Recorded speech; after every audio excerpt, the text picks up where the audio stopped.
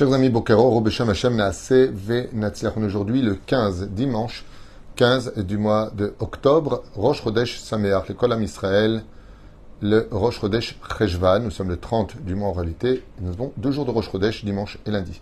Shiur acheté dans notre liste par, pour Rosh Chodesh, juste une minute, sur le... Alors j'ai 2 cours à faire, voilà, c'est ça. Le 15 du mois, donc le Rabbi de Lubavitch, ce qu'on va étudier maintenant, cours acheté par Binyamin Yaakov Ben Josian Israël, pour le bonheur réussi de sa famille, ainsi que tous les projets du Rav Shitou et Kol Am Israël, nos soldats sur le terrain, en espérant que la paix revienne, pas simplement en Israël, mais partout sur terre. C'est vraiment mon plus grand souhait, Bémet, qu'il y ait un vrai shalom partout, que Bémet, on soit tous heureux, juifs comme non-juifs.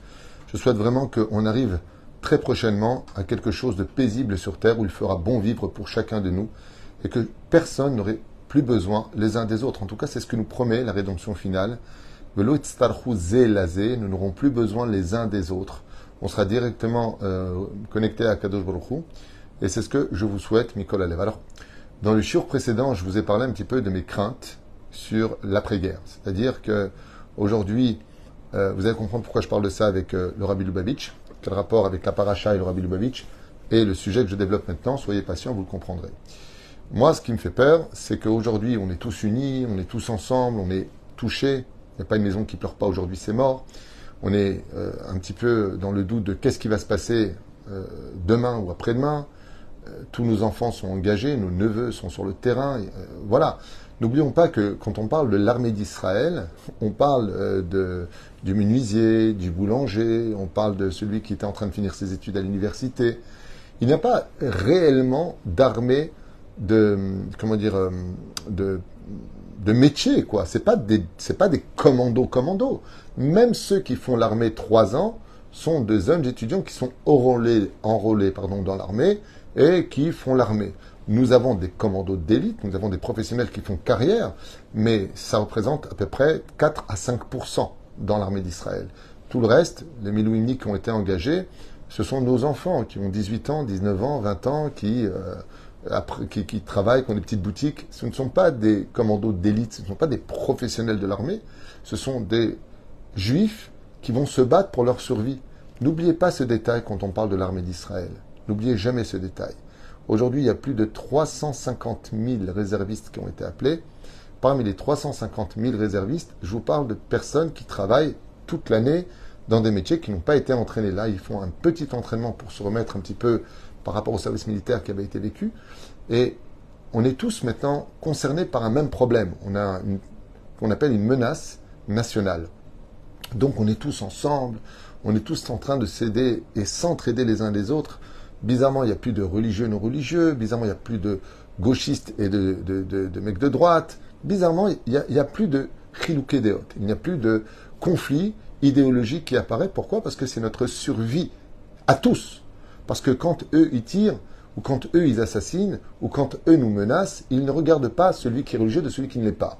Celui qui est de droite ou celui qui est de gauche. Beaucoup de gens qui étaient à cette fête de la nature étaient aussi des jeunes de gauche, comme il y avait certainement des jeunes de droite.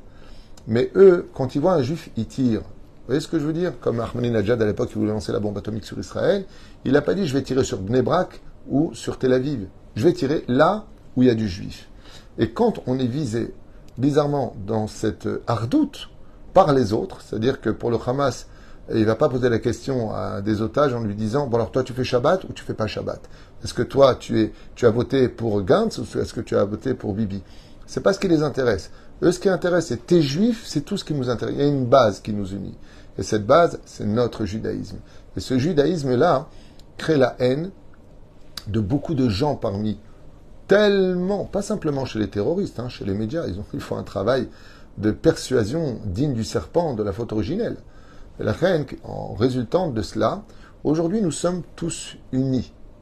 Beaucoup de gens sont en effervescence, les tuilines se remettent, il n'y a personne qui met maintenant des PV à Tel Aviv, parce qu'il y en a qui met les tuilines, au contraire. C'est bien, mets-moi aussi des tuilines. Donc nous sommes un peu dans une effervescence de Israël vaincra, Israël se relèvera. C'est superbe, et j'en fais partie. On se bat pour ça. Moi, ce qui me fait peur, c'est l'après-guerre. Comme je vous l'ai dit tout à l'heure, qu'est-ce qui va se passer après? On va chercher tout de suite les coupables, les responsables, exiger la démission du gouvernement, relancer des élections pour la 1000e fois, donc la 6e fois en si peu de temps, et puis avoir un gouvernement de gauche, voire d'extrême gauche, reconstruire la ville de Gaza, par conscience, parce que bon, malgré tout, ça y est, on a réglé le problème, donc maintenant, il va falloir aider, aide humanitaire, la totale. L'avenir m'inquiète beaucoup. Hormis le fait qu'on devra se relever financièrement au niveau social et au niveau des familles. On a dépensé tout ce qu'on avait, on n'arrête pas de donner tout ce qu'on a. On est en train de se vider. Dieu est là, on n'est pas inquiet, vous inquiétez pas.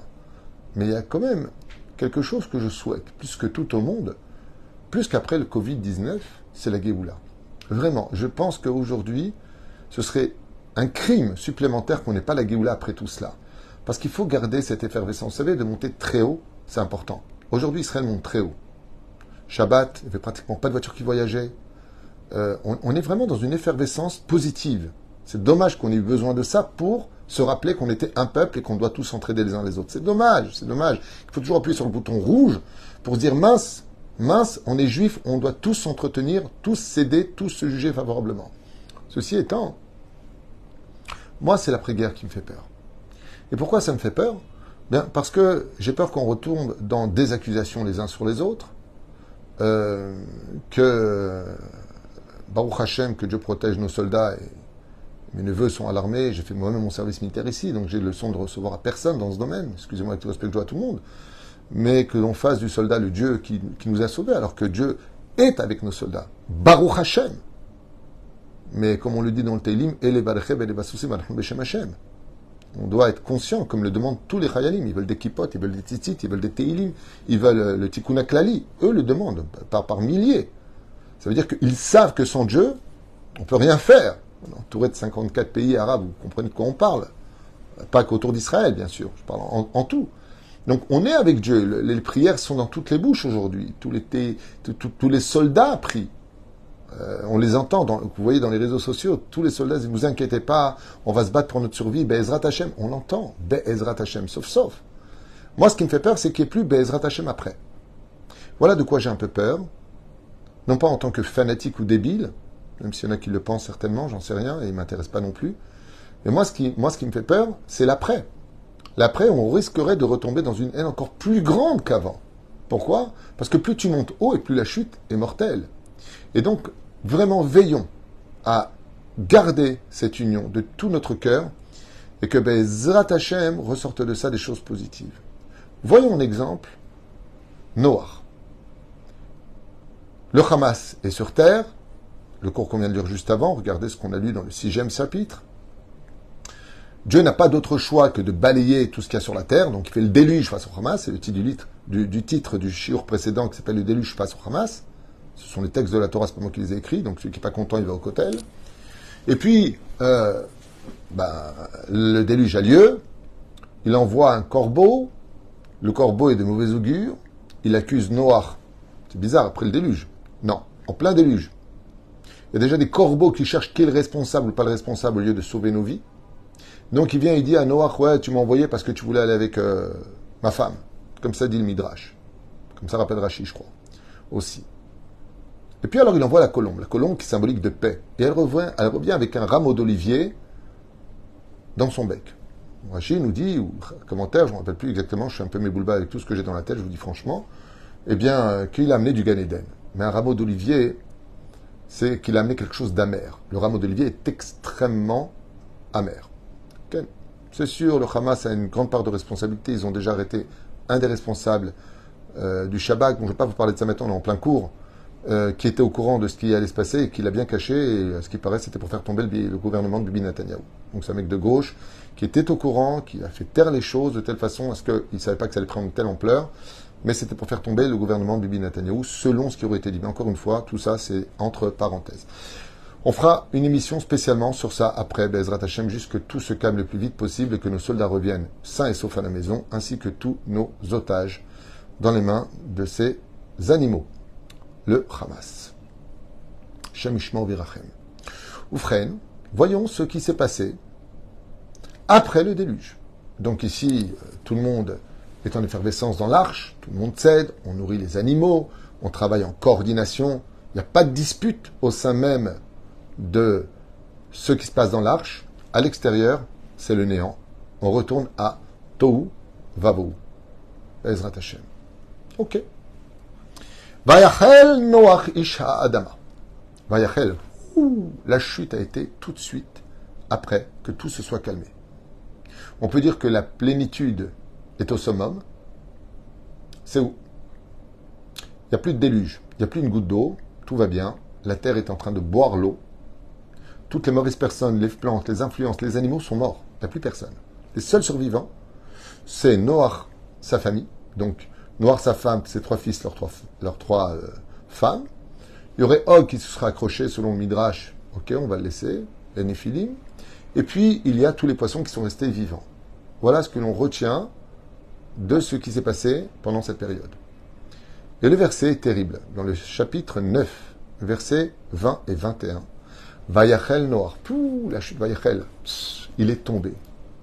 Une fois que le déluge a eu lieu, la Torah nous apprend que souvent, ouais, ça me rappelle 1967, on est attaqué par 5-6 pays, c'est une catastrophe. C'est évident que pour les Arabes égyptiens, ils vont danser à Tel Aviv en 1 jour, en 2 jours, c'est ce qu'ils prévoient, avec Adbah Lioud de Kaltoum qui chantait Massacre aux Juifs. Adbah Lioud, ça veut dire charcuter les Juifs, Kaltoum. Et chanté, bien entendu, applaudi à l'époque par Nasser, et tous les pays arabes qui l'accompagnaient, bien entendu, fournis par les pays européens et autres, sans entrer dans l'histoire de la guerre des 6 jours. Et à cette époque-là, tout le monde priait, on était tous ensemble, on voit les kippotes avec les non-kippotes, tout le monde est ensemble, on pleure au kotel. Et le lendemain de 1967, après la guerre des 6 jours, on bannit le nom de Dieu de toutes les télévisions, jusqu'à ce que vienne plus tard Lapid, le père de celui-ci, et interdisent de mettre Bassad, Bissiata d'Ishmael d'Hachem, au sein des papiers du gouvernement israélien, en disant que nous n'avons pas à mêler Dieu à notre réussite, que c'est nous qui sommes l'armée, le Mossad, la meilleure armée du monde, et ainsi de suite. On voit que sans Dieu, on ne peut pas s'en sortir, comme vous l'avez bien compris. La Haramaboul, donc voilà ce que dit maintenant le rabbi de Lubavitch. La Haramaboul, voici qu'après le déluge, Nathan Noach Kerem, il a planté une vigne. Ça y est, on se repose. Il sort dehors, il voit le néant. Noach plante une vigne. Shataminayain bishtaker. Et il a bu de cette vigne pour, malheureusement, les ishtaker, c'est-à-dire se saouler. Qu'est-ce que va faire Noach? Il est dans sa tente. Vient Ham, il va commettre l'irréparable. Il va lui couper le sexe. Il va lui couper la bride. Couper. Pourquoi? Parce qu'il estime que, comme ils sont 3 héritiers, il y en a qui disent qu'il y a un autre fils qui est rentré, mais ils ne le mettent pas dans la liste de la Torah parce qu'il n'a pas son rôle à jouer sur le domaine historique et éternel. Et il dit, ben voilà, on est Hachem, Yacham et Yafet, il n'y a pas besoin de plus d'héritiers que ça, on va se partager le monde en 3. Et si mon père, je lui laisse la bride, il va encore mettre ma mère enceinte et j'ai pas envie de ça. Donc, Ham et Kenaan viennent de façon sournoise et coupent la bride Mila de la bride de Noach et vont passer à un acte odieux, puisque, selon le Midrashim, Kenaan va carrément prendre son grand-père par derrière. Comme ça nous dit le Midrash Hashem Yishmor Virachem. Donc on se rend compte que tout de suite après cela, la Torah vient nous apprendre qu'on replonge dans la déchéance morale. Et c'est ce que j'ai expliqué. Là, ce qui s'est passé pendant cette fête, où des jeunes innocents, pour moi ils sont innocents, les mettent. C'est vrai qu'ils ont mis une statue comme ça d'Avodazara terrible. L'image est vraiment, qu'est-ce que vous faites? Vous êtes fous ou quoi? C'est vrai. Mais ils ne sont pas partis pour ça, eux. Je peux vous dire, je connais quelques personnes qui sont allées là-bas. C'est des gens qui sont même Shomer Shabbat à la base. Bon, là, ils sont un peu laissés persuader, malheureusement. Mais ils ne sont pas venus pour danser devant la statue, ni se prosterner devant la statue. Ça, c'est les organisateurs qui l'ont fait. Ce ne sont pas ceux qui étaient présents. Eux méritent une punition. Les organisateurs, éventuellement, d'avoir mis cette statue. Ça veut dire quoi? Alors, pour eux, c'est culturel. Voilà, bon, ils vont se laisser aller comme le font avec les joints, les pattes d'éléphant, et ainsi de suite. Mais c'est quand même dramatique. Par contre, j'ai peur qu'après cette guerre-là, s'organisent énormément de mêmes fêtes au sein même de notre pays pour dire, vous voyez, vous nous avez empêché de danser, maintenant on va en mettre encore plus que d'habitude. Et c'est ce qui se passe dans la Torah. Ham et Yafet vont perpétuer le travail du Hamas au sein même de la famille. et donc couper la brite de noir. Puis, le prendre par derrière. Lo alenu velo alechem. De là, Yafet et Shem et Yafet vont prendre une couverture et couvrir leur père de la honte d'avoir cessé la descendance de l'humanité. ויגד לשני אחיו בחוץ, שני אחים, שם ויפת, לקחו בגד, וילכו אחורנית, ויקסו את ערוותם. Donc il nous dit ici, ויח Ham et Aviv Kenaan, qui est Arvat Aviv. Donc il a vu son père, Ham, qui était nu, il était sous. Ils ont vu qu'il avait la Brit Mila, ils ont dit, il va encore engendrer de l'humanité, il faut y mettre un terme. Le rabbi, il dit, mais yun bapasuk anu le medim, chez Torah rotza le lamdenu, davar ma she, be'adgasha miuchedet, chez Arvavim l'oraou.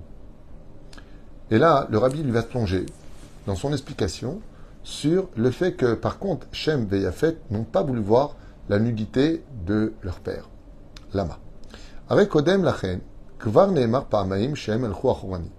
C'est déjà marqué 2 fois qu'ils ont marché à reculons pour ne pas voir la nudité du père. Mais les Mouvan, chez l'Oro et Arvat Aviem. Et donc on comprend que s'ils se sont rapprochés à reculons pour ne pas voir la nudité du père, c'est déjà marqué. Et là,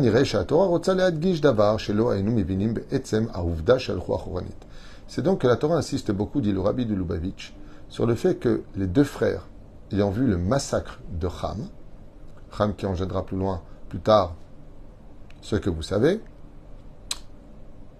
eh bien, la Torah insiste beaucoup sur le fait qu'ils n'ont pas voulu voir la nudité du père. D'abord, Yuvan al-Pi à Torah, au nom du Baal Shem Tov. Et le Baal Shem Tov, donc le rabbi cite le Baal Shem Tov, chez Kacher Adam Roé Ra Bezulato, car quand une personne voit le mal chez l'autre, Are Zochacha Shieshbo Be'etzem Ashu Meoto Ra. Et là, le Baal Shem Tov, il dit comme ça. Pourquoi est-ce qu'ils n'ont pas voulu voir la nudité de leur père, qu'ils ont marché à reculons? Parce qu'on a une généralité qui enseigne que celui qui voit constamment le mal chez l'autre, c'est parce que lui-même a une partie du mal qui vit en lui. Et donc, les 2 frères, Shem et Yafet, n'ont pas voulu voir, de telle façon à ce qu'en eux ne se dévoile pas cette situation. C'est là. Shekan azulat prinat mar'e, mnav nik'im anu ro'e, eno ro'e bemar'e shum dofi. Et donc c'est ce qu'il dit le Baal Shem Tov. Fais attention de toujours voir le bien chez ton frère juif, parce que le fait de définir le mal qui est en lui désignera que quelque part il y a aussi du mal en toi. Alors comment on fait par exemple quand on voit des gens qui ne sont pas shomer Shabbat?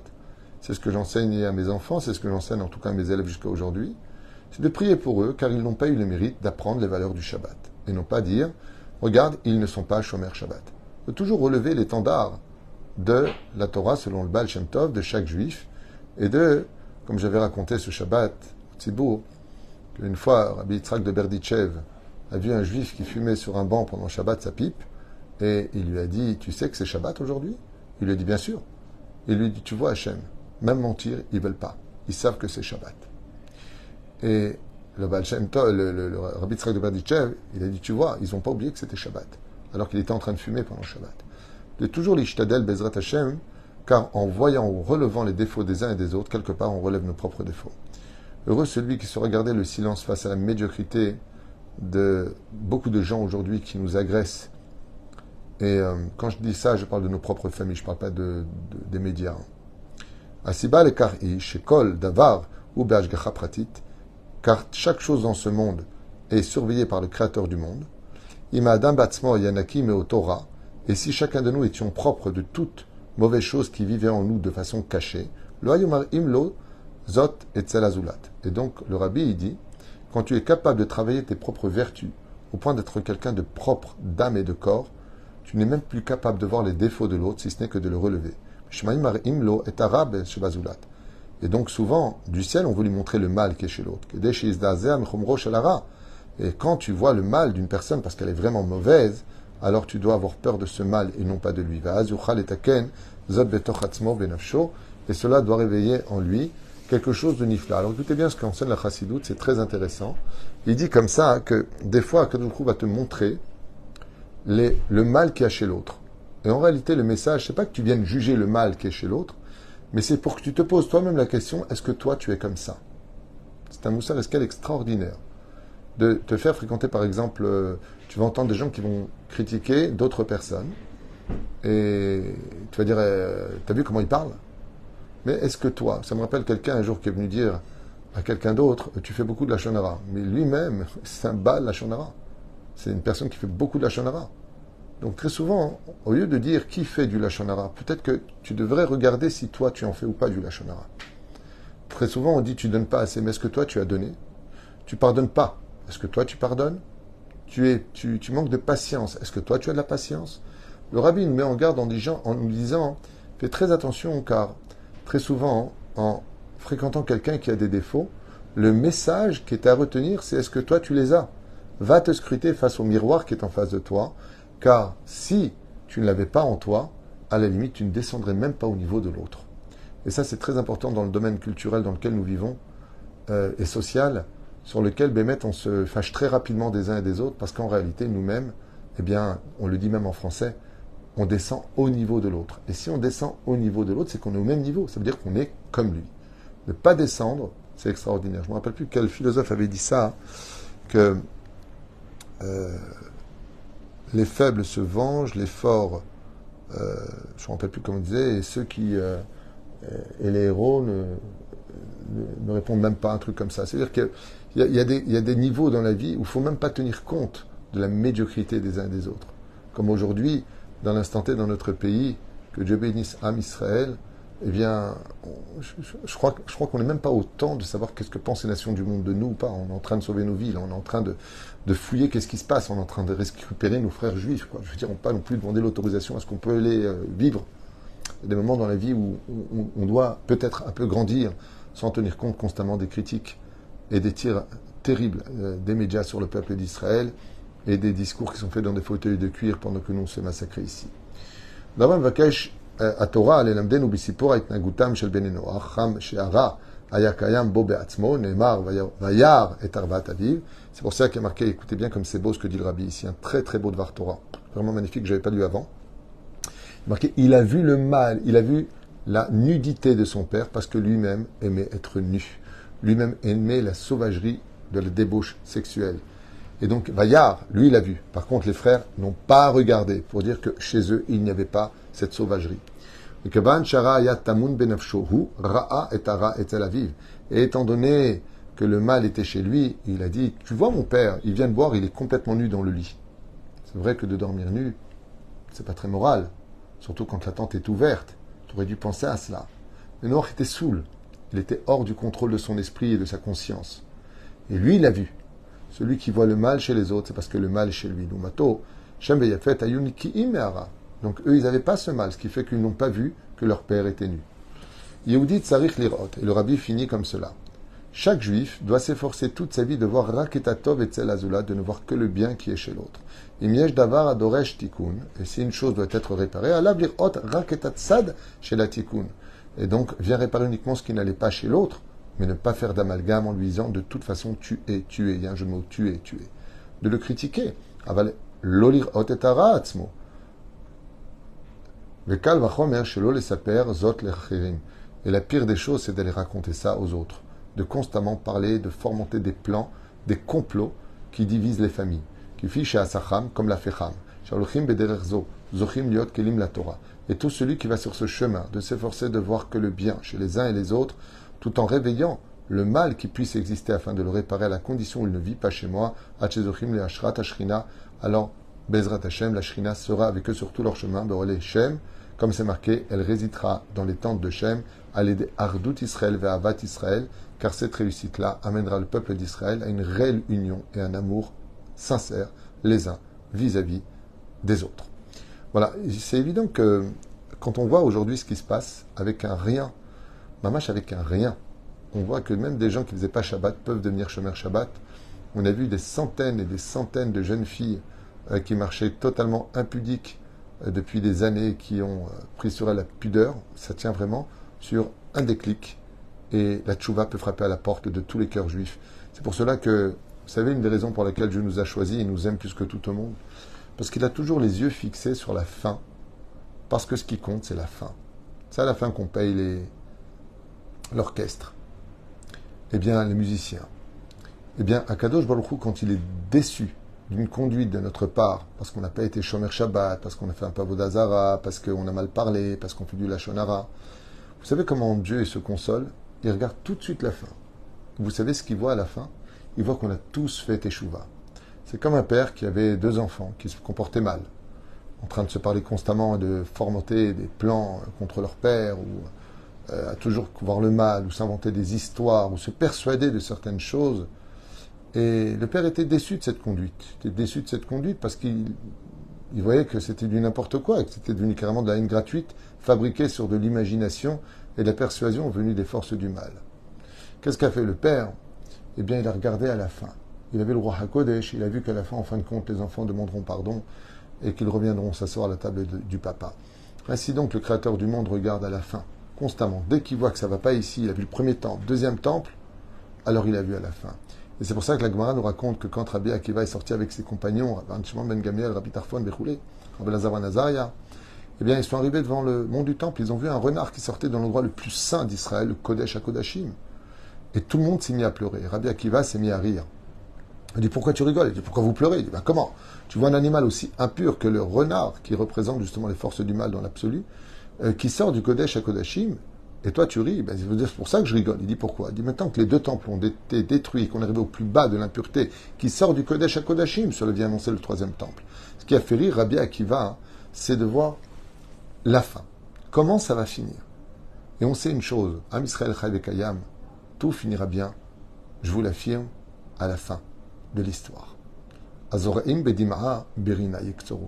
Les larmes d'amertume que nous avons versées depuis ces 2000 ans, depuis la perte du premier temple, 2500 ans, 2800 ans, plus la perte aujourd'hui de ce que nous avons vécu depuis 2000 ans, avec tous ces pogroms, la Shoah, ce massacre qu'on n'a jamais vécu, 1300 morts en une seule journée, du peuple d'Israël sur sa propre terre, ce sont des larmes d'amertume. Il y a marqué Berina Yektoru. Dieu nous promet une chose, que ces larmes-là, ces larmes que nous avons versées dans l'amertume, ces larmes de sang, Berina Yektoru, on les ramassera dans le champ de l'allégresse et de la joie. Ça veut dire que de ce mal ressortira un grand bien. Et quand on est capable de voir un peu plus loin que la journée d'aujourd'hui, on sait qu'à la fin, tout ira bien. Kol Tuv V'Leitraot, vous avez un shiur sur Pele Yoetz qui suit dans un instant.